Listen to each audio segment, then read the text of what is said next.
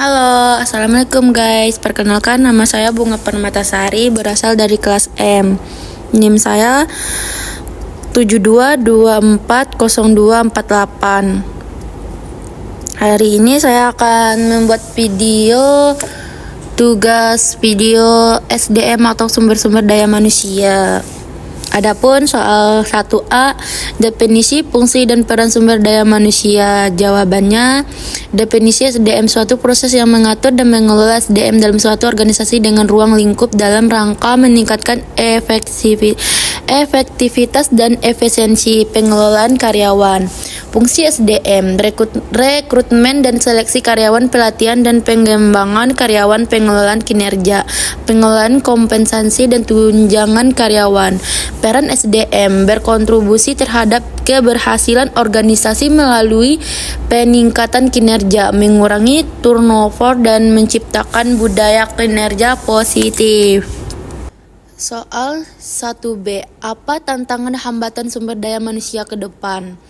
Jawabannya, tantangan pengelolaan SDM, perekrutan dan retensi talenta, mencari dan mempertahankan karyawan berkualitas sangat kompetitif terutama di bidang yang sedang berkembang. Pengembangan karyawan, mengidentifikasi kebutuhan, pelatihan dan pengembangan karyawan agar mereka bisa beradaptasi dengan perubahan teknologi dan pasar.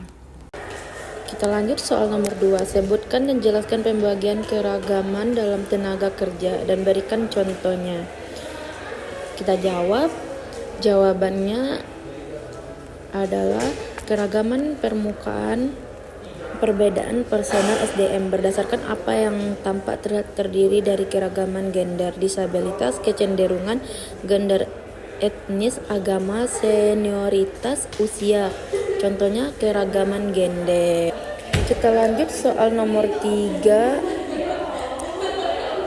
Apa definisi EEO? Jawabannya Equal Employment Opportunity, yang dalam bahasa Indonesia berarti kesempatan kerja yang setara.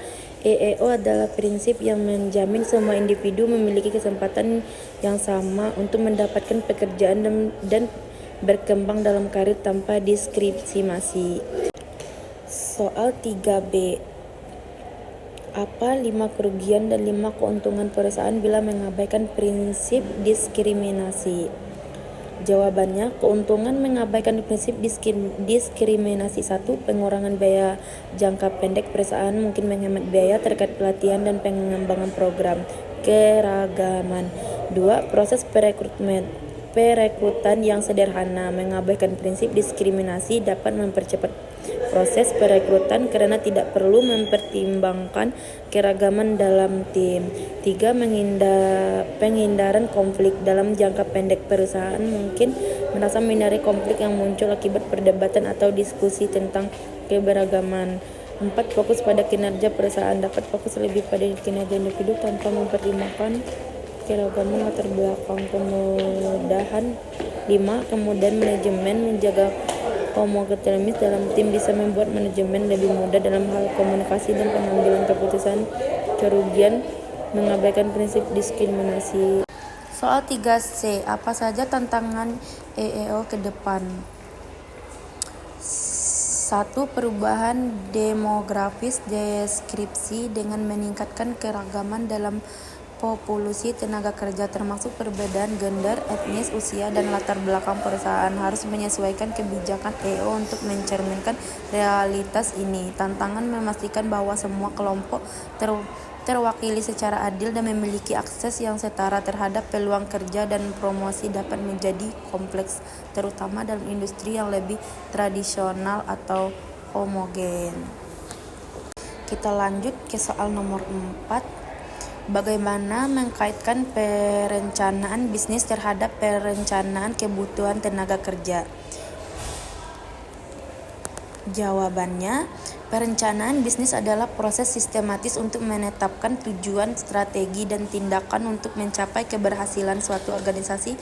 Perencanaan kebutuhan tenaga kerja adalah proses untuk menentukan jumlah dan jenis karyawan yang diperlukan oleh suatu organisasi. Untuk mencapai tujuan bisnisnya ini melibatkan analisis kebutuhan tenaga kerja berdasarkan proyeksi pertumbuhan perubahan dalam struktur organisasi dan penyelenggaraan dengan strategis dan bisnis. Soal 4B. Bagaimana perencanaan bisnis dan ideal dan proper terhadap perencanaan kebutuhan tenaga kerja?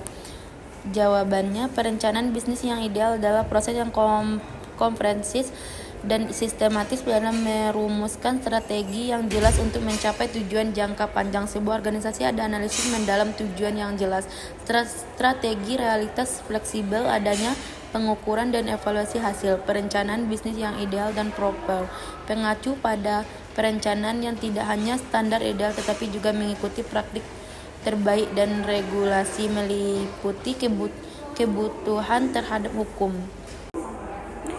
Kita lanjut soal nomor 5. Bagaimana menjelaskan simulasi rekrutmen terhadap seleksi karyawan dan evaluasi wawancara kandidat pelamar kerja? Jawabannya, rekrutmen adalah proses pencairan dan pengundangan calon karyawan untuk mengisi posisi dan tersedia dalam suatu organisasi. Tujuan dan rekrutmen adalah untuk menarik kandidat yang memiliki kualifikasi dan potensi yang sesuai dengan kebutuhan perusahaan sehingga dapat meningkatkan kualitas sumber daya manusia. Seleksi adalah proses penilaian dan pemilihan calon karyawan dari kumpulan pelamar yang telah direkrut. Proses ini melibatkan berbagai metode seperti wawancara, tes kemampuan, dan penilaian psikologis untuk mengevaluasi kesesuaian kandidat dengan posisi yang ditawarkan.